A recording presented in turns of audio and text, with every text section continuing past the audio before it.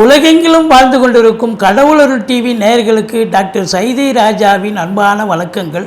நாம் இப்பொழுது இந்த எபிசோடில் ராகு கேது பயிற்சி பலன்களை பற்றி ஒவ்வொரு ராசிக்கும் கிரகங்கள் எப்பேற்பட்ட பலனை வழங்கப் போகிறது என்பதை பார்க்கலாம் வாங்க. இப்பொழுது நாம் ராகு கேதுக்களை பற்றி நம்ம பேச போகிறோம். ராகு கேதுக்கள் சாயா கிரகங்கள் அப்படின்னு சொல்லக்கூடிய ஒரு நிலை. அதாவது மொத்தம் 9 பிளானட்டில் இந்த 7 பிளானட்டை நேர்கதியில் பயணம் செல்கிறது. இந்த 2 ராகுவும் கேதுவும் ஆன்டி கிளாக்வைஸில் தான் பயணம், அதாவது வக்ர நிலையில் பயணம் செய்து பலனை தருகிறது. எல்லா கிரகங்களை விட இந்த ராகு கேதுக்கு ரொம்ப வலிமை அதிகங்க. சூரியன் இருக்கிறதுலையே சனி, சூரியன், குரு இதெல்லாம் இதைத்தான் பெரிய கிரகங்கள், ஆண்டு கிரகங்கள். இந்த ஆண்டு கிரகங்கள் இந்த சனி பார்த்திங்கன்னா சனியை காட்டிலும், அப்புறம் மாத கிரகங்களான சூரியன் அதை காட்டிலும் வலிமை. எல்லாம் ராகு கேது நிகழும் பொழுது தோஷம் ஏற்பட்டு விடுகிறது. இப்போ ராகு கேது சர்ப்பதோஷத்தை ஏற்படுத்துகிறது. ஒருவருக்கு ராகு கேது பிடியில் இருந்து விட்டால் ஐயோ சர்ப்பதோஷம் அப்படின்றாங்க. அதுவும் குறிப்பாக லக்னத்தில் ராகுவோ ராசியில் ராகுவோ இல்லை இருந்தால் 7ஆம் இடத்துக்கு கேது போயிடுவார். அப்போது 2ஆம் இடத்துலையும் ராகு இருக்குதுன்னு சொன்னால் அப்போ 8ஆம் இடத்துக்கு போயிடுவார். இப்படி இருக்கும் பொழுது உங்களுக்கு பார்த்தீங்கன்னு சொன்னால் ராகு கேது தோஷம் என்பது மிகவும் பிரச்சனைக்குரிய ஒரு நிலையாக இருக்கிறது. இந்த 32 வயசு வரைக்கும் பார்த்தீங்கன்னு சொன்னால் இந்த ராகு கேதுக்கள் பிடியில் எல்லா கிரகங்களும் இருந்துச்சின்னு சொன்னால் பிறப்பு ஜாதகத்தில் அப்போ அவங்கள பெருசாக ஃபங்க்ஷன் பண்ண விடாது. 32 வயசு வரைக்கும் அவங்களுக்கு காலசர்ப்ப தோஷம். என்ன தான் யோகமான திசை நடந்தாலும் அது பெருசாக ஒர்க் அவுட் ஆகாது. அந்த 32 வயசுக்கு மேலே தான் அவர் பேரை சொன்னீங்கன்னாவே அவருக்கு படிப்படியாக அவருக்கு வளர்ச்சி கிடைக்கும், அவருக்கு படிப்படியாக எல்லாமே கிடைக்கக்கூடிய நிலை. 32 வயசுக்கு மேலே தான் அது காலசர்ப்ப தோஷம் என்பது காலசர்ப்ப யோகமாக மாறுகிறது. இப்போ இந்த ராகு கேதுக்களுக்கு அவ்வளவு ஒரு வலிமை. ஏன்னா சந்திர கிரகணம், சூரிய கிரகணம் இப்போ ஏற்பட்டுருது இல்லையா? அப்போ கிரகணத்தில் பிறந்து நிலை இருக்கும் பொழுது இன்னும் பிரச்சனைகள் அதிகம். அப்படி பார்த்தீங்க அப்படின்னு சொன்னால் இந்த எல்லா கிரகத்தை விட இந்த ராகு கேதுக்கள் சூட்சமமான கிரகங்கள், சாயா கிரகங்கள். அதனுடைய பலனை சொல்கிறதுங்கிறது, அதாவது நிழல் கிரகங்கள் இல்லை. எத்தனைக்கு நம்ம சரியாக பலனை சொன்னாலும் அது பலன் மிஸ் ஆகிடும். அந்த அளவுக்கு இந்த ராகு கேதுனுடைய வலிமை ரொம்ப அதிகமானது அப்படின்னு சொல்கிறோம். அது பார்வை 3, 11 பார்வை உடையது. 3ஆம் இடம் தான் இருக்கும் இடத்துலேருந்து 3ஆம் இடம் 11ஆம் இடத்தை பார்க்குது ராகு கேதுக்கள். அதுவும் ராகுவாவது பிரம்மாண்ட நாயகன்னு பேர். ராகுக்கு பிரச்சனையான இடம் அப்படின்னு சில இடங்கள் இருக்குது ராகு கேதுக்களுக்கு. அது வலிமையான இடம் அப்படின்னு பார்த்திங்கன்னா ஒரு ஜாதகத்தில் 3, 6, 11 ஆகிய இடங்களுக்கு வரும்பொழுது ராகு கேதுக்கள் அருமையான பலனை கொடுக்கும். ஒரு பிறப்பு ஜாதகத்தில் 3, 6, 11 ராகு கேதுக்கள் அமைந்து விட்டால் அது யோகமான ஜாதகம் அப்படின்னு சொல்லலாம். அதுவே அதை மற்ற இடத்துகளில் இருக்கும் பொழுது ராகு கேதுக்களுடைய நிலை ரொம்ப மோசமான ஒரு நிலை. இன்னும் ஒரு படி மேலே போய் சொல்லணும்னு பார்த்தா ராகு கேதுக்களுக்கு சொந்த வீடுகள் கிடையாது. எந்த வீட்டில் உட்காந்துருக்காங்களோ அந்த வீட்டினுடைய வேலையை தான் ஒரு ஏஜென்சி மாதிரி ஒரு வேலையை செய்யக்கூடிய நிலை. இப்போ உதாரணமாக இப்போ ராகு எங்கே அமர்றார் அப்படின்னு பார்த்தீங்கன்னு சொன்னால் அமர்ந்த வீட்டு கிரகம் உச்சமடைகிறார் அப்படின்னு பார்த்தீங்கன்னா, இல்லை ஆட்சி பெறுகிறார் என்று சொன்னால் அப்போ ராகு கேது வலிமை அதிகமாகிறது, சாணபலம் கூடுகிறது, வலிமை அதிகமாகிறது. ஸோ ராகு கேதுக்களுக்கு கொஞ்சம் சூட்சமான சில எத்தனை விதிகளை நம்ம கையில் எடுத்து பலனை சொன்னாலும் அது கொஞ்சம் பிரேக் ஆகி போயிடும். அந்த அளவுக்கு இந்த ராகு கேதுக்கள் சாயா கிரகங்கள் ரொம்ப எச்சரிக்கையாக பலன் சொல்ல வேண்டியதாக இருக்குது. ரொம்ப காஷியஸாக இருக்க வேண்டிய நிலை. இப்போ இந்த ராகு கேதுக்களுடைய வலிமை மற்ற கிரகங்களை விட அதிகம் அப்படின்னு நம்ம சொல்கிறோம். இப்போ உதாரணமாக ஒரு மேஷத்தில் ராகு இருக்குது, மேஷத்தில் செவ்வாயே இருக்கான்னு சொன்னால் செவ்வாய்க்கு அது ஆட்சி வீடாக இருந்தாலும் செவ்வாயை காட்டிலும் அந்த ராகுக்கு அங்கே வலிமை கூடுகிறது என்று சொல்லலாம். அப்படி ஒரு நிலை ராகுக்கு இருக்கிறது. இப்படி ராகு கேதுக்கள் பிறப்பு ஜாதகம் மட்டுமல்ல, கோச்சார ரீதியாக 1.5 ஆண்டு காலம் ஒரு ராசியில் சஞ்சாரம் செஞ்சு பலனை தராங்க. அப்போ 1.5 ஆண்டு காலத்திற்கு ராகு கேதுக்கள் ஒவ்வொரு ராசிக்கும் நல்லது செய்யுமா, இல்லை பாடாப்படுத்துமா, இல்லை நியூட்ரலாக இருக்குமா அப்படிங்கிறது நம்ம பலனை விரிவாக பார்க்கலாம் வாங்க. இந்த ராகுவுக்கு பெரும்பாலும் துர்க்கையை வழிபாடு பண்ணிங்கன்னு சொன்னால், அதாவது ராகு சரியில்லாத இடங்களில் அமர்ந்தால் துர்க்கையை வழிபாடு செய்து கொள்ளுங்கள். அதனால் வரக்கூடிய பலன் கொஞ்சம் விகிதாச்சாரம் குறையும். அதே போல் கேதுவுக்கு நீங்கள் பிள்ளையாரை வழிபாடு செய்தீர்கள்னு சொன்னால் ஓரளவுக்கு கொஞ்சம் தீட்சண்யம் குறையக்கூடிய தீய பலன்கள் விகிதாச்சாரம் குறையும் அப்படின்னு சொல்கிறோம். மற்றபடி பொது பலன் இந்த 1.5 ஆண்டு காலம் இப்பொழுது ஒவ்வொரு ராசியிலும் இருக்க போகிறது. இப்போ பாருங்கள், மீனத்தில் இருக்கும் ராகு இப்போது உங்களுக்கு எங்கே வந்திருக்கார் அப்படின்னா கும்பத்துக்கு வந்திருக்கிறார். கும்பம் அப்படின்னு பார்க்கும்பொழுது காலபுருஷனுக்கு 11வது இடம். இந்த ராகு பெயர்ச்சி அப்படின்னு பார்க்கும்போது உங்களுக்கு கும்பத்தில் கேதுன்னா ராகுன்னு சொன்னால் கேது சிம்மத்தில் உட்காருவார். அப்போது ஒரு கிரகம் பாசிட்டிவாக இருந்தால் ஒரு கிரகம் நெகட்டிவாக மாறுறதுக்கு வாய்ப்புகள் இருக்குது. சரி, கிரகங்களுடைய சஞ்சார நிலையை நம்ம 1.5 ஆண்டு காலம் அங்கே இருக்கிற பொழுது ஒவ்வொரு ராசிக்கும் என்ன பலனை தரப்போகிறது என்பதை பார்க்கலாம் வாங்க.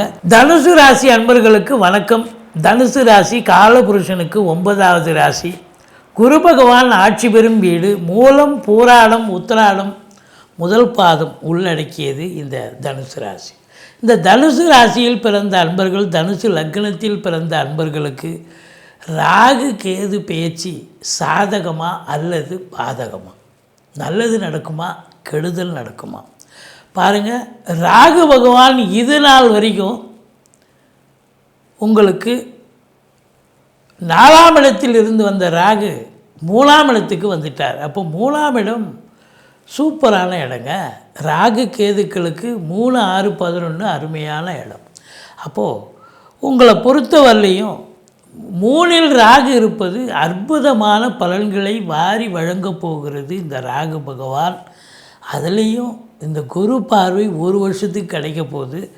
7ஆம் இடத்தில் இருக்கிற குரு பார்வை 1 வருஷத்துக்கு கிடைக்குதுன்னு சொன்னால், அப்போ பழம் நழுவி பாலில் விழுந்த கதையாக சாதிக்க போகிறீங்க. தைரிய ஸ்தானத்தில் ராகு உட்காந்துட்டார்.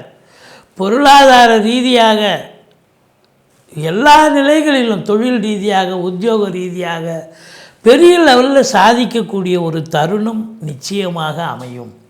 இந்த 3ஆம் இடத்து ராகு தொட்டதெல்லாம் தொடங்கக்கூடிய ஒரு நிலை. தொழில் ரீதியாக எந்த ஒரு தொழில் நீங்கள் புதுசாக ஆரம்பித்தாலும் சரி, அது பெரிய லெவலில் ரீச் ஆகி நல்ல சம்பாத்தியத்தை பெற்றுத்தரும். ஆனால் ஒரே ஒரு விஷயம் என்னன்னா, தொழிலாகட்டும் உத்தியோகமாகட்டும் இந்த 1.5 ஆண்டு காலம் நீங்கள் ரொம்ப கஷ்டப்படணும். 8 ஹவர் டியூட்டின்னா 10 ஹவர் வேலை பார்க்கணும். மேலாமணிக்கு எல்லாம் வேலை பார்க்க முடியாது. அது அரசு துறையாக இருக்கலாம், தனியார் துறையாக இருக்கலாம், இல்லை சொந்த தொழிலாக இருக்கலாம். மேலாமணிக்கு எல்லாம் வேலை பார்க்க முடியாது. ஏன்னா 10ஆம் இடத்தை சனி பார்க்க போகிறார். இந்த 1.5 ஆண்டு காலம் பார்ப்பார். அதனால் உங்களுக்கு தொழிலில் உத்தியோகத்தில் அதிகப்படியான வேலை பளு இருக்கும். அப்போ இன்புட் இருக்குன்னு சொன்னால் அவுட்புட் கண்டிப்பாக கிடைக்கும் தானே. அப்போ கண்டிப்பாக சாதிக்க போகிறீங்க, சம்பாதிக்க போகிறீங்க, சரித்திரம் படைக்க போகிறீங்க. இந்த 3ஆம் இடத்து ராகு கண்டிப்பாக பெரிய லெவலில் உங்களை கொண்டாட போகுதுன்னு சொல்லலாம். பெரிய கொண்டாட்டம். வாழ்க்கையில் எதெல்லாம் நீங்கள்லாம் வாழ்க்கையில் சரியாக மிஸ் பண்ணிங்களோ அதெல்லாம் இப்போ ஜெயிக்கக்கூடிய நேரம் அப்படின்னு சொல்லலாம். ஆனாலும் அர்த்தாஷ்டம சனி உங்களுக்கு 4 சனி. இந்த 2.5 ஆண்டு அர்த்தாஷ்டம சனி. அப்போ 1.5 ஆண்டு அர்த்தாஷ்டம சனியுடைய நிலை தானே. அப்போ சனி பகவானை வழிபாடு செய்து கொள்ளுங்கள்.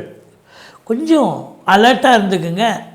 கொஞ்சம் அவரால் ஏற்படக்கூடிய பிரச்சனைகள் என்னன்னா, தொழில் ரீதியாக பார்த்தீங்கன்னாக்கா அவர் அதிகப்படியான உழைப்பை சிந்த வேண்டிய சூழ்நிலை இருக்கும். வேலையில் டென்ஷன் இருக்கும், பரபரப்பு இருக்கும், மந்திரிச்சு விட்ட மாதிரி இருப்பீங்க. ஒரு திருப்தியே இருக்காது, வேலை பார்த்த திருப்தியே இருக்காது. அப்படி ஒரு நிலையை அவர் கொண்டு வந்துடுவார் இந்த 1.5 ஆண்டு காலம். ஆனாலும் சாதிப்பீர்கள் என்று சொன்னால் மிகையாகாது. இந்த ராகு பகவான் 3ஆம் இடம் உபஜயஸ்தானத்தில் இந்த ராகுக்கு வந்து இருப்பது என்பது வெற்றியை தரக்கூடிய ஒரு நிலை. தொட்டதெல்லாம் வெற்றி, எங்கும் வெற்றி, எதிலும் வெற்றின்னு சொல்லலாம். அப்போது தொழில் ரீதியாக, உத்தியோக ரீதியாக நீங்கள் சாதிக்க போகிறீங்க, சரித்திரம் படிக்க போகிறீங்க அப்படின்னு சொல்லலாம். புதுசாக வேலைவாய்ப்புக்காக முயற்சி பண்ணால் கூட கண்டிப்பாக வேலைவாய்ப்பு கிடைக்கும். இல்லை புதுசாக தொழில் பண்ணுறவங்களும் புதுசாக தொழில் துவங்கினாலும் சூப்பராக ரன் பண்ணி நல்லா சாதிக்கக்கூடிய தருணம் அப்படின்னு சொல்லணும்.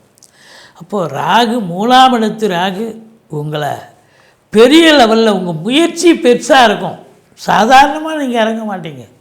கடன் வாங்கினாலும் பெரிய லெவலில் வாங்கி தான் நீங்கள் செய்வீங்க. பிரம்மாண்ட நாயகன் இல்லையா? இன்னும் ஒரே ஒரு மைனஸ், இளைய சகோதரர்களுக்கும் உங்களுக்கும் ஆகாது. கொஞ்சம் விட்டு கொடுத்து போங்க. ஆனால் எடுக்கிற முயற்சி சிறிய முயற்சியாக இருந்தாலும் இமாலய வெற்றி பெறும். அற்புதமாக பலனை பார்க்க போகிறீங்க. தொழில் ரீதியாக நீங்கள் எடுக்கிற முயற்சி தான் அங்கே விஷயத்தை கொடுக்க போகுது. ஆனால் கேது, வாட்டபோட் கேது அப்படின்னா, கேது 9ஆம் இடத்துல இருக்கார். 9ல் கேதுன்னா பாக்கியஸ்தானம், பாக்கியத்தில் தடை. கேது இருக்கிறத சுருக்குவார் இல்லையா? அப்போ தடை ஏற்படுத்துவார். தந்தைக்கும் உங்களுக்கும் பிரச்சனை வரும். தந்தை வழி சொந்தங்களுக்கும் உங்களுக்கும் பிரச்சனை, பங்காளிங்க கூட்ட பிரச்சனை. ஊரில் சொந்தக்கார பங்காளிங்க இருப்பாங்க, அவங்க கூட பிரச்சனை வரும். தந்தைக்கு தொழிலில் ஒரு பின்னடைவு ஏற்படலாம். தந்தைக்கு தேக ஆரோக்கியத்தில் பிரச்சனை ஏற்படலாம். எச்சரிக்கையாக இருந்து கொள்ள வேண்டும். ரொம்ப ஜாக்கிரதையாக இருக்கணும். 9ஆம் இடம் அப்படின்னா தந்தைக்கும் உங்களுக்குமே கருத்து வேறுபாடு வரும். அது மட்டும் இல்லை, ஆன்மீக பயணம் செல்லலாம். 9ஆம் இடம் அப்படின்னும் பொழுது ஆன்மீகம், இன்ப சுற்றுலா, வெளிநாடு போகிறது, வெளி மாநிலம் போகிறது, கோயில் குளங்களுக்கு போகிறது, தீர்த்த யாத்திரைகள் போகிறது, தாராளமாக போகலாம். ஆனால் விழிப்புணர்ச்சியோடு இருக்கணும். அங்கே போகிற இடத்துல ஏதாவது ஒரு சின்ன பிரச்சனை வராமல் பார்த்துக்கணும். எச்சரிக்கையாக நடந்து கொள்ள. ஏன்னா அர்த்தாசிரம சனி போயிட்டுருக்கு. எச்சரிக்கையாக இருந்து கொள்ள வேண்டும். மற்றபடி உங்களை பொறுத்தவரையிலையும் குரு பாருங்கள், லக்னாதிபதி, ராசி அதிபதி 7ஆம் இடத்துக்கு வந்து ராசியை பார்க்க போகிறார். சமூகத்தில் உங்களுக்கு பேரு, புகழ், அந்தஸ்து உயர்வடைய போகிறது. சாதிக்க போகிறீர்கள். சமூகத்தில் உங்களை பெரிய லெவலில் நீங்கள் ரீச் ஆகக்கூடிய ஒரு காலகட்டம் அப்படின்னு சொல்லலாம். இப்போ இந்த ஓராண்டு காலம் 11ஆம் இடத்தை பார்க்குறதால தொழில் ரீதியாக, உத்தியோக ரீதியாக பெருசாக சாதிக்க போகிறீங்க, சரித்திரம் படைக்க போகிறீங்க. இந்த ராகுவால் பெரிய லெவலில் சம்பாதிக்க போகிறீங்க. ஏன்னா பிரம்மாண்ட நாயகன். ஒரு சிம்பிளாக ஒரு 5 லட்ச ரூபா வச்சு ஒரு கடை ஆரம்பிக்கலாம் அப்படின்னு நினைப்பீங்க. அது கட்சியில் எல்லாம் நண்பர்கள், உறவினர்கள் எல்லாம் அவங்கவுங்க கொடுத்து கடைசியில் வந்து அது 50 லட்சமாக மாறும். 50 லட்ச ரூபாய்க்கு அதுக்கு தகுந்த ஒரு பிஸ்னஸ் பண்ணக்கூடிய ஒரு சூழல் ஏற்பட்டு, அப்போ அதுக்கு இன்புட்டு போட்டால் அவுட்புட் அதுக்கு தகுந்த மாதிரி தானே வரும். ஒரு சிறிய தொழில் ஆரம்பிக்கலான்னு பார்த்தா ஒரு பெரிய தொழிலாக மாறும். அதுதான். அப்போ நல்ல வருமானம் இருக்கும், சம்பாத்தியம் இருக்க போகிறது. அப்போது ரொம்ப ரொம்ப என்னதான் நீங்கள் அர்த்தாஷ்டம சனி நடந்தாலும் பயப்படாதீங்க. இந்த ஓராண்டு காலம் வந்து, இந்த 1.5 ஆண்டு காலத்தில் இந்த ஓராண்டு குரு பார்வையில் இருக்க போகிறார் ராசியை. ராசியை குரு பார்க்குறது சிறப்பு. சாதிக்கக்கூடிய நேரம், சரித்திரம் படைக்கக்கூடிய நேரம். மொத்தத்தில் ராகுவால் அபரீதமான ஒரு நன்மை, கோடீஸ்வர யோகம், குபேர சம்பத்தை பெறப்போகிறீர்கள். 9ல் கேது சில பிரச்சனைகளை தரும். நீங்கள் கீழ்பெரும்பள்ளம் அல்லது பிள்ளையாரை வழிபாடு செய்து கொள்ளுங்கள்.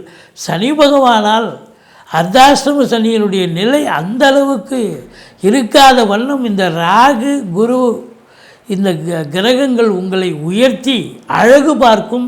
சிம்மத்தில், அதாவது பெரிய சிம்மாசனத்தில் உட்கார வச்சு உங்களை அழகு பார்க்கும். சமூகத்தில் பேரு, புகழ், அந்தஸ்து உயரும் என்று சொன்னால் மிகையாகாது. நன்றி. வாழ்க வளம். கடவுள் அருள் டிவியை பார்த்தமைக்கு நன்றிகள். மேலும் இது போன்ற தகவல்களை தெரிந்து கொள்ள கடவுள் அருள் டிவியை சப்ஸ்கிரைப் செய்யுங்கள். மறக்காமல் பெல் ஐக்கானை கிளிக் செய்யுங்கள்.